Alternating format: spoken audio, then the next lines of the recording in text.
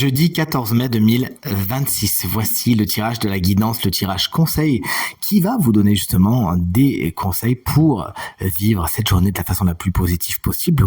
Le programme, il est juste ici. C'est le même programme que le tirage de la semaine qui vous attend bien sagement si vous n'avez pas encore consulté.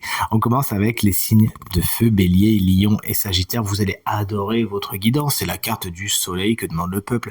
La carte du soleil est une carte hautement positive qui vous invite à rayonner, à prendre votre place. Et autant vous dire qu'avec les signes de feu, ça va super bien matcher. N'hésitez pas à montrer qui vous êtes, à être dans l'authenticité, à explorer le côté optimiste que vous pouvez avoir et surtout à vous rapprocher des situations et des personnes optimistes. Il y a un côté très nourrissant avec ce soleil. N'hésitez donc pas à foncer vers ce qui brille et vers ce qui est positif pour vous.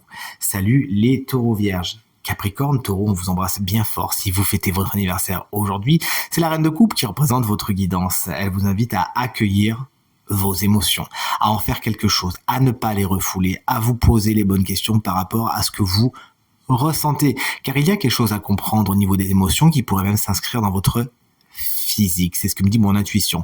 Que des émotions pourraient être mal accueillies ou mal vécues, ou peut-être même pour certaines personnes signes de terre, ignorées, voire niées. Mauvaise idée, accueillez-les, voyez ce qu'elles ont à vous dire, c'est important. La reine de coupe peut représenter souvent une personne, souvent signe d'eau, cancer, scorpion, poisson, qui pourrait vous donner de très bons conseils aujourd'hui. En parlant des signes d'eau, voici donc les cancers, scorpions, poissons, avec la carte du 4 de coupe.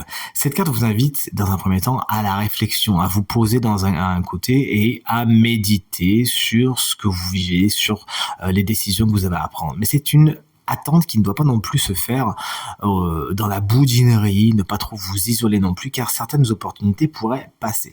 Sachez donc vous retirer un temps et analyser, vous poser les bonnes questions, mais tout en gardant un œil ouvert sur ce qui se passe autour de vous, afin de ne pas louper les opportunités qui pourraient se présenter à vous.